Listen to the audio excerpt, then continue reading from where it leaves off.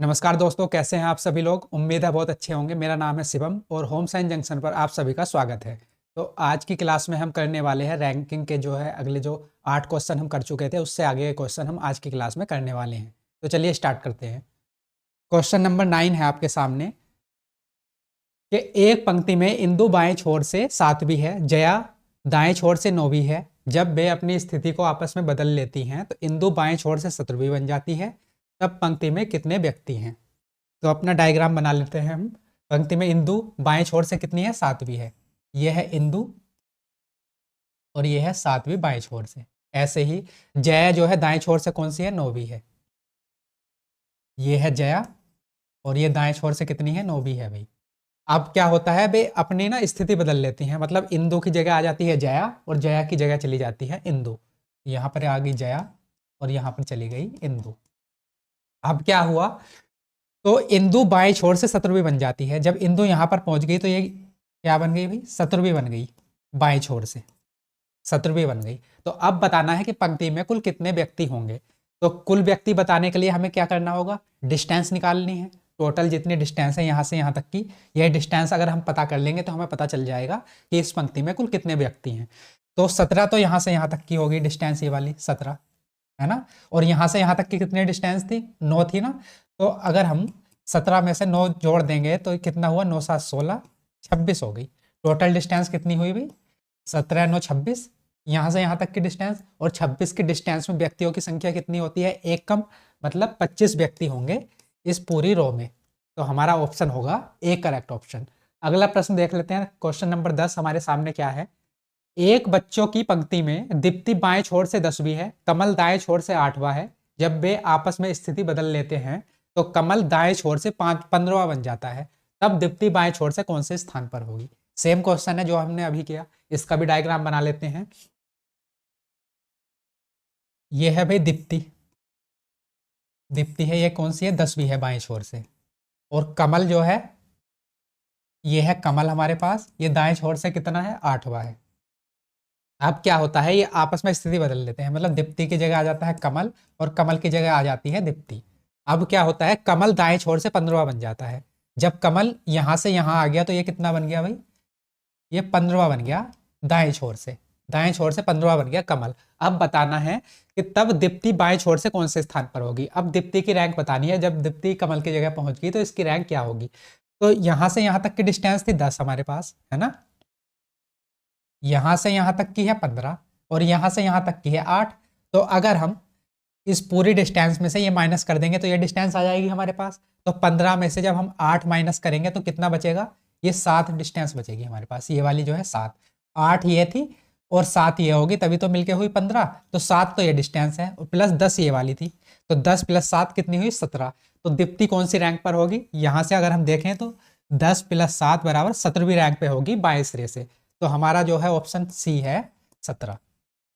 Option C होगा हमारा correct option. अगला प्रश्न देखते हैं। क्वेश्चन नंबर 11 हमारे पास क्या है।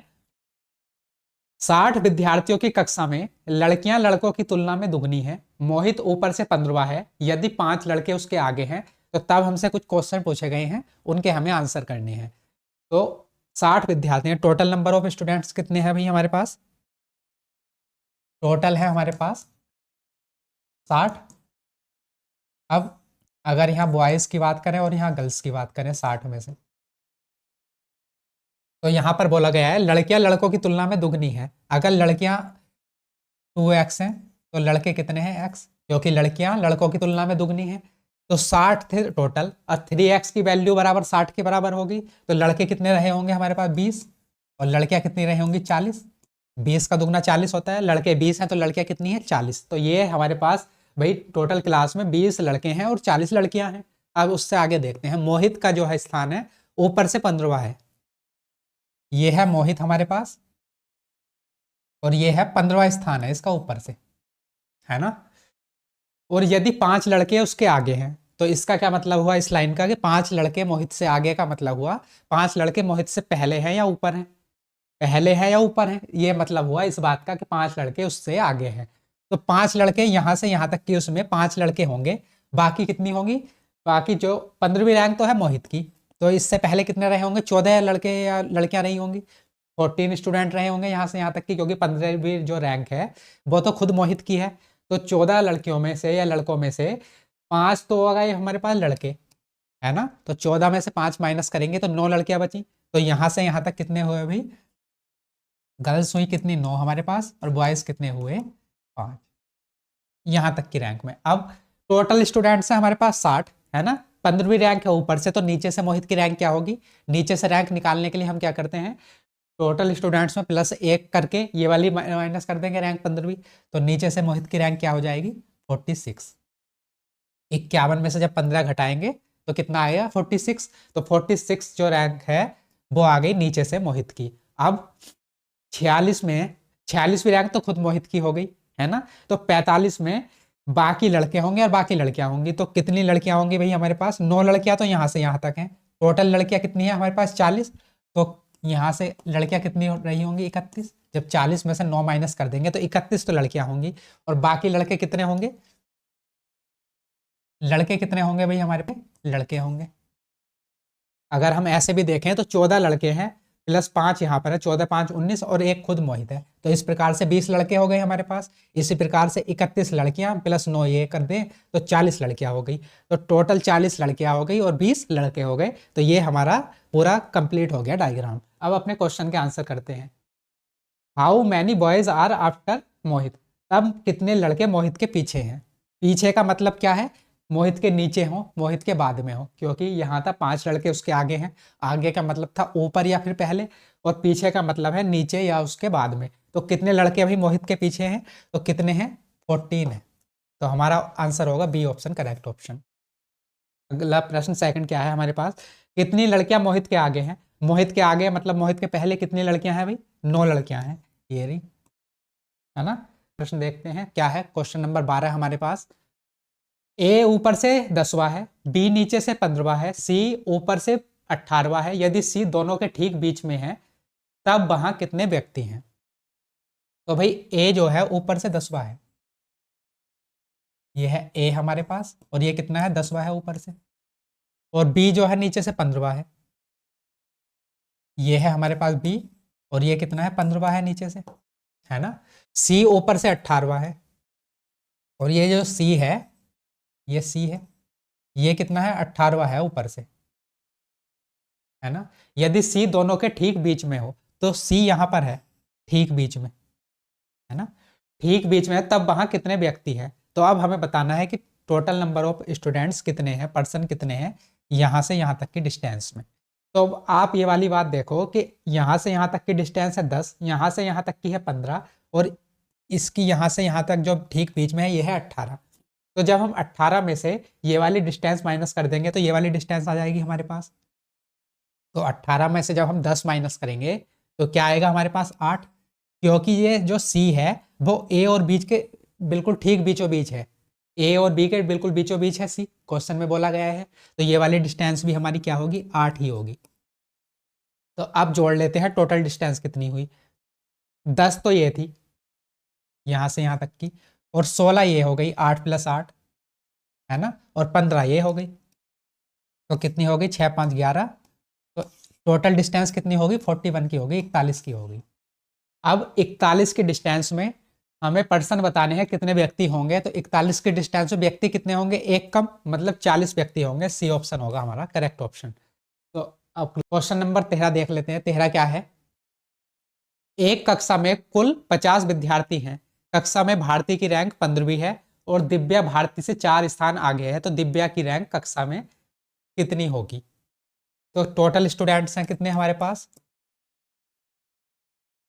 50, और भारती की रैंक क्या है भाई, 15वीं है।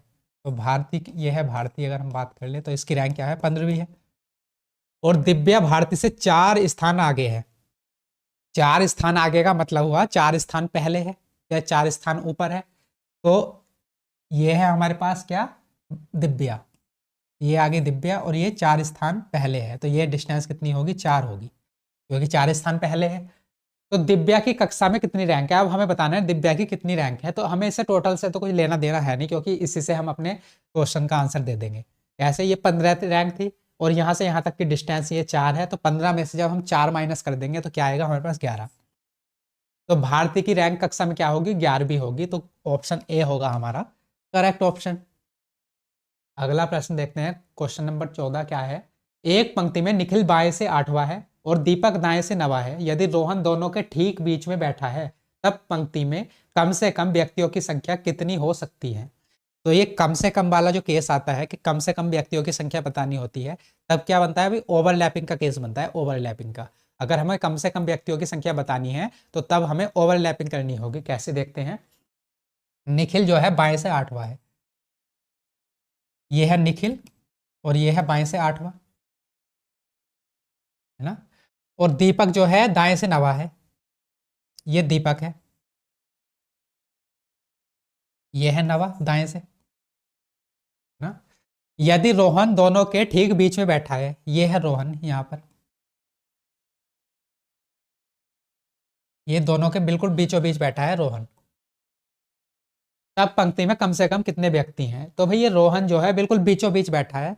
ऐसा तो यहाँ बोला नहीं गया कि केवल रोहन उनके बीच में बैठा है। तो रोहन के अलावा भी तो कुछ व्यक्ति रहे होंगे जो इनके बीच में बैठे होंगे। अगर हमसे बोलता कि केवल रोहन उनके बीच में बैठा है, तब तो हम मान लेते कि बस रोहन है, बाकी और कोई यहाँ पर है नहीं। लेकिन हमसे बोला गया है कि रोहन ठीक बीचों बीच बैठा है, तो कुछ और व्यक्ति भी हो सकते हैं इनके बीच में। तो अब देखते हैं भाई, कम से कम संख्या के लिए अगर हमें बताना है कि कम से कम व्यक्तियों की संख्या कितनी है, तो हमें ये वाले डिस्टेंस मैक्सिमम रखनी पड़ेगी। जितनी ज़्यादा ये डिस्टेंस होगी उतने कम से कम व्यक्ति होंगे, क्योंकि ओवरलैपिंग उतनी ज़्यादा हो जाएगी। अगर हमसे ज़्यादा से ज़्यादा पूछा गया होता तब हम ओवरलैपिंग का केस ना बनाते, तब बनाते हम इससे इधर बिल्कुल अलग अलग डायग्राम बनाते। लेकिन कम से कम पूछा गया है तो हमें ये वाली डिस्टेंस रखनी होगी मैक्सिमम। अब मैक्सिमम में भी अगर ये वाली डिस्टेंस पूरी है 8 और ये वाली है 9, तो हमें 8 और 9 से तो कम रखना ही रखना पड़ेगा। 9 से कम है 8, तो मतलब 8 से कम तो हमें ये वाली डिस्टेंस लेनी पड़ेगी, क्योंकि जब पूरी ही ये डिस्टेंस 8 है तो हम इस वाले डिस्टेंस को 8 से तो कम लेना ही पड़ेगा, ये तो हमारी मजबूरी बन गई। तो 8 से कम हम क्या ले सकते हैं, अब आप कहेंगे कि 8 से कम 7 ले लो, है ना। अब मान लिया कि हमने 7 डिस्टेंस ले ली ये वाली, तो 7 की डिस्टेंस में टोटल नंबर ऑफ पर्सन कितने होते हैं, एक कम मतलब 6। ये हो गए 1 2 3 4 5 6, 7 के डिस्टेंस में पर्सन हुए 6। अब 2 तो इधर से काट दिए, 2 इधर से काट दिए। लेकिन जो ये रोहन है हमें बिल्कुल बीचों बीच में बिठाना है, तो ऐसे तो 2 बच गए, तो 2 में हम बीचों बीच कैसे बिठाएं। तो इससे बात हमारी ये समझ में आई कि ये वाली जो डिस्टेंस है ना, हमें इवन लेनी पड़ेगी, सम लेनी पड़ेगी ये वाली डिस्टेंस। क्योंकि सम अगर हम लेंगे तो उसमें से एक माइनस होती है व्यक्तियों की संख्या, तो व्यक्तियों की संख्या आएगी ओड, और ओड व्यक्तियों की संख्या में या फिर विषम व्यक्तियों की संख्या में ही हम रोहन को बिल्कुल बीचों बीच बिठा सकते हैं। तो अगर हम ये वाली डिस्टेंस ले 6 ले, डिस्टेंस ले ली हमने 6, तो 6 के डिस्टेंस में व्यक्तियों की संख्या कितनी होगी, एक कम मतलब 5।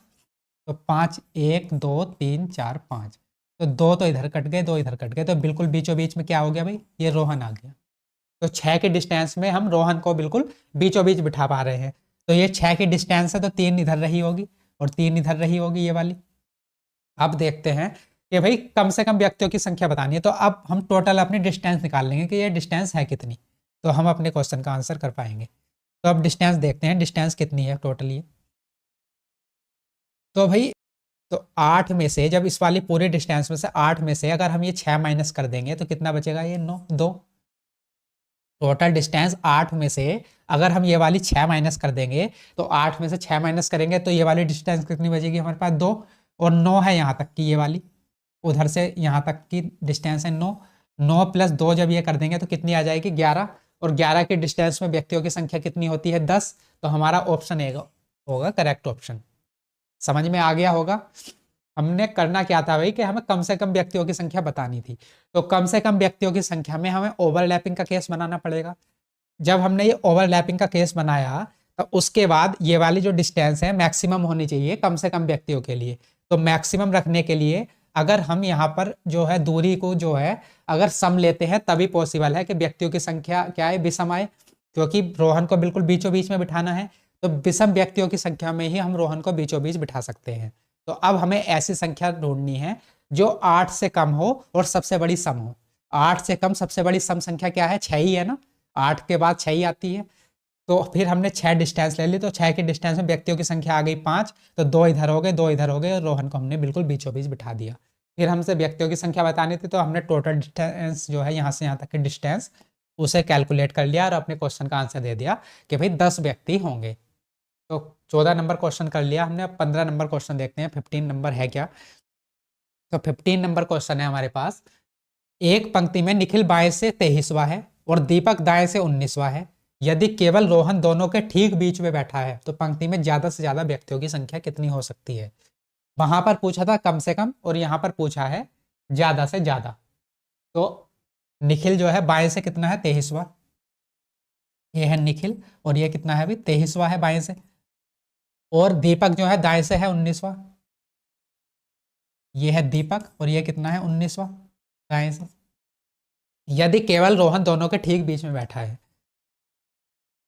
ये है रोहन जो बिल्कुल बीचों बीच बैठा है, और क्या है भाई केवल, केवल रोहन बैठा है, ओनली, ओनली रोहन बैठा है, तो और कोई व्यक्ति है नहीं, सिर्फ रोहन बैठा है इन दोनों के बीच में। पहले वाले में बोला गया था कि जो रोहन है वो बीचों बीच बैठा है, लेकिन यहाँ पर बोल दिया गया कि केवल रोहन बैठा है। तो अब हमें ये टोटल डिस्टेंस कैलकुलेट करनी है और अपने क्वेश्चन का आंसर देना है। तो ये तो जो रैंक थी ये थी 23, है ना, ये थी यहाँ से यहाँ तक की 19, और ये वाली डिस्टेंस कितनी होगी 2, एक ये और एक ये।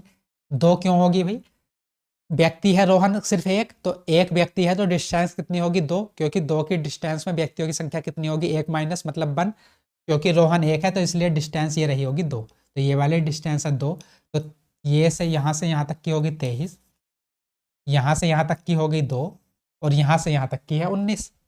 तो इन्हें सबको अगर हम ऐड कर देंगे तो कितना आएगा, 3 2 5, 9 5 14, और 2 और 1 3 और 44 की डिस्टेंस आ गई टोटल। यहाँ से यहाँ तक की डिस्टेंस आ गई 44, यहाँ से यहाँ तक की। तो 44 की डिस्टेंस में हमारे व्यक्तियों की संख्या कितनी होती है, एक कम, मतलब सी ऑप्शन होगा हमारा करेक्ट ऑप्शन। 43 व्यक्ति होंगे ज्यादा से ज्यादा इस पंक्ति में। 16 नंबर प्रश्न देखते हैं। 16 नंबर हमारे पास क्या है, बच्चों की एक पंक्ति में गगन बाएं से 5वां है और प्रकाश दाएं से 12वां है। जब प्रकाश गगन की तरफ 3 स्थान खिसकता है तो वह बाएं से 10वें स्थान पर आ जाता है। तो पंक्ति में कुल कितने बच्चे हैं। गगन है भाई 5वां, ये है गगन, और ये है 5वां बाएं सिरे से, और प्रकाश दाएं से कितना है 12वां, ये है प्रकाश, और ये है 12वां, है ना। जब प्रकाश गगन की तरफ 3 स्थान खिसक जाता है, ये प्रकाश है गगन की तरफ खिसकता है 3 स्थान, तो अब यहां पर आ गया प्रकाश, और कितने स्थान खिसक कर 3 स्थान खिसक के, तो क्या होता है वह बाएं से 10वें स्थान पर आ जाता है। तो ये जो है ना प्रकाश, ये आ गया 10वें स्थान पर बाएं से, यहां से यहां तक कितने स्थान पर आ गया है, 10वें स्थान पर आ गया। तो पंक्ति में कुल कितने बच्चे हैं, अब हमें बताना है कि टोटल डिस्टेंस। पहले तो सबसे पहले हमारा काम क्या है, टोटल डिस्टेंस हम कैलकुलेट कर लें। तो यहां से यहां तक की डिस्टेंस हो गई भाई इसकी, यहां से यहां तक की आ गई 10, है ना, यहां से यहां तक की है 3, और यहां से यहां तक की है 12। तो जब हम इन्हें ऐड करेंगे तो 10 + 3 13, और 13 और 12 होते हैं 25। तो टोटल डिस्टेंस आ गई हमारे पास 25 यहां से यहां तक की, और 25 की दूरी में बच्चों की संख्या कितनी होगी, एक कम मतलब 24। तो हमारा ऑप्शन होगा D option correct option. 17 number प्रश्न देखते हैं। 17 नंबर क्या है, एक कक्षा में रोहन को गणित में ऊपर से 23वां स्थान प्राप्त हुआ है। यह है रोहन, 23वां स्थान प्राप्त हुआ इसमें भाई मैथ में, जबकि विज्ञान में नीचे से 27वां। यह है भाई रोहन है, इसे 27वां स्थान प्राप्त हुआ, और ये किस में प्राप्त हुआ, साइंस में, विज्ञान में प्राप्त हुआ। कक्षा में कुल विद्यार्थियों की संख्या ज्ञात कीजिए। तो अब हमें बताना है कि कक्षा में टोटल स्टूडेंट्स कितने हैं। तो ये जो रैंक दी गई है वो तो दी गई है भाई मैथ में, और ये जो रैंक दी गई है वो किस में दी गई है, साइंस में। तो जब 2 सब्जेक्ट की रैंक दी गई है उससे हम अपना बता नहीं पाएंगे कि टोटल स्टूडेंट्स क्लास में कितने हैं। अगर हमसे कहा गया होता है भाई मोहित की रैंक क्लास में ऊपर से तो है 23वीं, और मैथ में ही उसकी जो रैंक है नीचे से है 27वीं, या फिर हमसे बोला गया होता है कि साइंस में उसकी रैंक जो है ऊपर से 23वीं है और साइंस में ही नीचे से रैंक है 27, तब तो हम बता देते हैं कि भाई टोटल स्टूडेंट्स कितने हैं। लेकिन एक जगह बात हो रही है मैथ की और एक जगह बात हो रही है साइंस की, तो तब हम अपने जो है क्वेश्चन का आंसर नहीं कर पाएंगे। तो इसलिए इसका ऑप्शन होगा D option correct, data inadequate है, या फिर जो हमें आंकड़े दिए गए हैं वो अपर्याप्त है क्वेश्चन का आंसर करने के लिए, तो डी ऑप्शन होगा हमारा करेक्ट ऑप्शन। क्वेश्चन नंबर 18 है हमारे पास। तो इस तरह के क्वेश्चन हमने कर लिए ये सारे, कि जिसमें हमें डायग्राम बनाना है, पोजीशन इंटरचेंज का था, टोटल स्टूडेंट्स बताने थे, रैंक बतानी थी। अब ये वाले आ गए दूसरे टाइप के क्वेश्चन, कि भाई वजन किसी का ज़्यादा है, किसी की लंबाई ज़्यादा है, इस तरह वाले क्वेश्चन। तो देखते हैं क्या है। जब ए बी सी डी और ई को उनके वजन के अवरोही क्रम में व्यवस्थित किया जाता है तो ए ऊपर से तीसरा बन जाता है, डी और ए के बीच में ई है, और सी व डी सबसे ऊपरी स्थान पर नहीं है, तो उनमें से दूसरे स्थान पर कौन है। तो भाई 5 लोगों की बात हो रही है, ए बी सी डी और ई। 1 2 3 4 5 लोगों की बात हो रही है यहाँ पर, और बोला गया है ये जो है उनके वजन के अवरोही क्रम में व्यवस्थित हैं। अवरोही का मतलब है घटते हुए क्रम में, मतलब पहले सबसे भारी आदमी होगा, उसके बाद उससे कम, उसके बाद उससे कम, इस तरह से ये व्यवस्थित है। अवरोही का मतलब होता है घटता हुआ, और आरोही का मतलब होता है बढ़ता हुआ। तो भाई क्या होता है, जब अवरोही क्रम में व्यवस्थित किया जाता है तो ए ऊपर से तीसरा बन जाता है। ये जो ए है ऊपर से तीसरा बन गया, डी और ए के बीच में ई है। तो अब हमें ना दो स्थिति बनानी होंगी, 1 2 3 4 5, ये तो फिक्स है कि ए बन गया भाई तीसरा। अब क्या हुआ, डी और ए के बीच में ई है, तो डी यहां पर भी हो सकता है ऐसे भी, और क्या हो सकता है भाई, डी यहां पर भी हो सकता है ऐसे, क्योंकि डी और ए के बीच में ई है, तो डी ए के बीच में ई ऐसे भी हो सकता है और ई ऐसे भी हो सकता है, क्योंकि हमें अभी क्लियर तो है नहीं कि वो नीचे है डी या फिर नीचे ऊपर है डी। तो इस प्रकार से हमें दो पोजीशन बनानी पड़ेगी। उसके बाद सी व डी सबसे ऊपरी स्थान पर नहीं है। अब इस लाइन से हमें क्लियर हो गया कि हमारा कौन से वाली जो हमने पोजीशन है वो सही होगी, क्योंकि सी व डी सबसे ऊपर नहीं है। सबसे ऊपर नहीं है तो ये वाला तो हमारा हो गया गलत, क्योंकि इसमें तो हम डी को सबसे ऊपर रख रखा है, तो ये वाला होगा हमारा सही। जो इसका पोजीशन होगी वो होगी ये वाली सही, ये वाली हो गई हमारी गलत। सी व डी सबसे ऊपरी स्थान पर नहीं है, तो उनमें से दूसरे स्थान पर कौन होगा। तो सी डी इस वाले पोजीशन में हमारा कहाँ हुआ, डी आ गया सबसे नीचे, है ना। तो सी होगा यहाँ पर, और बाकी बचा हुआ क्या है हमारे पास, बी, बी होगा यहाँ पर। सी हमने यहाँ पर फिक्स क्यों कर दिया, क्योंकि सी को भी बोला गया है कि ना तो सी ऊपर हो सकता है ना डी ऊपर हो सकता है, क्योंकि दो स्थान बचे थे हमारे पास, पहला और दूसरा, है ना। सी पहले पे हो नहीं सकता, तो पक्की बात है कि सी दूसरे पे ही होगा, और बाकी बचा हुआ जो बी है वो होगा पहले स्थान पर। अब हमें बताना है उनमें से दूसरे स्थान पर कौन होगा। दूसरे स्थान पर कौन होगा भाई, सी होगा, तो ए ऑप्शन होगा हमारा करेक्ट ऑप्शन, कि सब दूसरे स्थान पर होगा सी। तो ये हो गया 18 नंबर। 19वां देखते हैं, 19 नंबर प्रश्न क्या है हमारे पास। अजीत रंजीत से मोटा है, ये है अजीत, ये है रंजीत से मोटा, है ना। जो कि भूषण से पतला है। अब ये जो बात हो रही है ना, जो किसके लिए आया है, रंजीत के लिए आया है। जो अजीत रंजीत से मोटा है जो कि भूषण से पतला है, ये रंजीत जो है भूषण से पतला है, रंजीत जो है भूषण से पतला है, मतलब भूषण ऊपर आ गया, रंजीत नीचे आ गया। मोहन अजीत से पतला है, मोहन जो है अजीत से पतला है, तो मोहन यहाँ कहीं रहा होगा, या फिर नीचे भी हो सकता है, कहीं भी हो सकता है, लेकिन भूषण से मोटा है। मोहन जो है अजीत से तो पतला है लेकिन भूषण से मोटा है, तो इसलिए ये आ गया मोहन यहाँ पर और भूषण आ गया यहाँ पर। अब दो अन्य व्यक्ति अजीत से मोटे हैं, दो अन्य जो व्यक्ति हैं वो अजीत से मोटे हैं, तो वो यहाँ पर कहीं पे होंगे। तो अब हमें बताना है सबसे पतला कौन है। तो सबसे नीचे कौन है भाई, रंजीत, तो रंजीत होगा सबसे पतला। समझ में आ गया होगा, इजी सा क्वेश्चन है। अगला प्रश्न देखते हैं, क्वेश्चन नंबर 20। यदि अंजू रोहिणी से लंबी है, ये है अंजू और ये रोहिणी से लंबी है। अंजू रोहिणी से लंबी है लेकिन मंजू से छोटी है, लेकिन मंजू से छोटी है ये अंजू, और रोहिणी उतनी ही लंबी है जितनी की सरायु। तो रोहिणी सरायु के बराबर ही है, जितनी लंबी सरायु है उतनी ही रोहिणी है, लेकिन शुभांगी से लंबी है। रोहिणी उतनी ही लंबी है जितनी की सरायु, लेकिन शुभांगी से लंबी है। तो रोहिणी जो है शुभांगी से लंबी है लेकिन सरयू के बराबर है, तो सरायु है। तो अब हमें बताना है सरायु की पोजीशन क्या है। ये सबसे ऊपर क्या हो गई भाई, मंजू हो गई, उसके बाद क्या हो गई, अंजू हो गई, फिर है हमारे पास आर से क्या थी, रोहिणी थी, और इसके बराबर है सरायु, और जो शुभांगी है वो सबसे छोटी हो गई। अब हमें बताना है कि शुभांग सरायु की क्या है पोजीशन, मतलब शुभांगी जो सरायु है किससे लंबी है और किससे छोटी है। तो ऑप्शन ए देखते हैं, टोलर देन मंजू। मंजू से लंबी है क्या, नहीं, ये तो हो गया हमारा गलत। उसके बाद शॉर्टर देन अंजू, अंजू से छोटी है, हाँ बिल्कुल सही बात है, अंजू से छोटी है Sarayu. As tall as Anju, Anju की बराबर तो नहीं है, अंजू से छोटी है, तो ये भी गलत हो गया। या फिर शॉर्टर देन शुभांगी, शुभांगी से तो ये लंबी है, तो ये भी गलत हो गया। तो ऑप्शन बी हो गया हमारा करेक्ट ऑप्शन। क्वेश्चन नंबर 21 है दोस्तों, L M N P O Q और एस प्रत्येक की ऊंचाई अलग अलग है। एन क्यू और पी से लंबा है। एन जो है क्यू और पी से तो लंबा है, लेकिन एम से छोटा है, लेकिन एम से है छोटा। पी केवल क्यू से लंबा है, तो पी जो है ये केवल क्यू से लंबा है, पी केवल क्यू से लंबा है, जबकि एस केवल एल से छोटा है।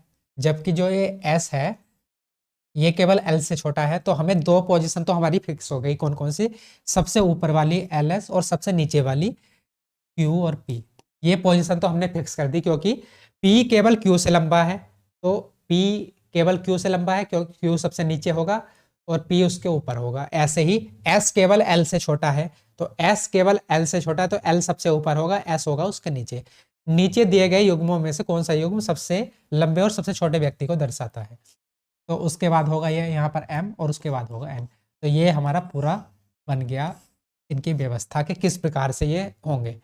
अब हमें बताना है कि कौन सा युग्म सबसे लंबा है और कौन सा सबसे छोटे व्यक्तियों को दर्शाता है। तो सबसे लंबा क्या है हमारे पास, एल, और सबसे छोटा है क्यू। तो एल क्यू को कौन सा दर्शाता है ऑप्शन भाई, एल क्यू को बी ऑप्शन दर्शाता है, बी ऑप्शन होगा हमारा करेक्ट ऑप्शन। क्वेश्चन नंबर 22 है हमारे पास, पी क्यू टी ए और बी में प्रत्येक की अलग अलग ऊंचाई है। टी पी और बी से लंबा है, टी जो है पी और बी से लंबा है, लेकिन ए और क्यू से छोटा है, ए और क्यू से छोटा है ये टी। पी सबसे छोटा नहीं है, और जो ये पी है ना ये सबसे छोटा नहीं है, सबसे छोटा नहीं है तो बी फिर सबसे छोटा होगा, पी होगा यहाँ पर, टी होगा यहाँ पर। तो इनमें से कौन सा सबसे लंबा होगा। तो अब हमें बताना है, ये है ए और ये है क्यू। तो अब हमें बताना है कि सबसे लंबा क्या होगा। तो या तो भाई सबसे लंबा कौन हो सकता है, ए हो सकता है।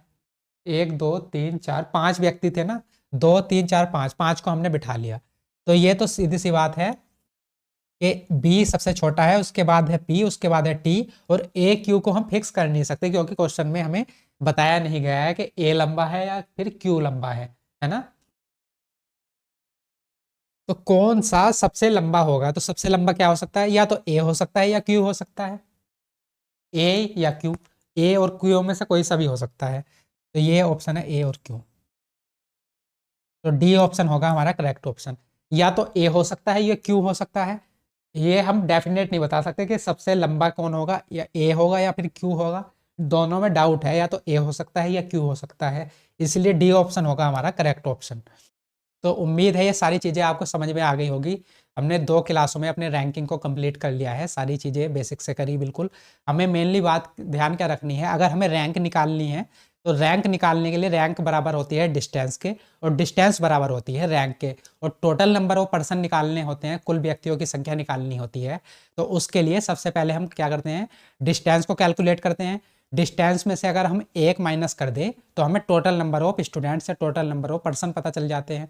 तो 2 बातें हमें पूरे चैप्टर में याद रखनी है, और हम सारी चीज़ों को, अपने सारे क्वेश्चन को बड़े आराम से सोल्व कर पाएंगे, क्योंकि हमारे जो डायग्राम बनते हैं वो बेसिकली हमारे डिस्टेंस के ऊपर बनते हैं, और डिस्टेंस से व्यक्तियों की संख्या निकालनी बहुत आसान है।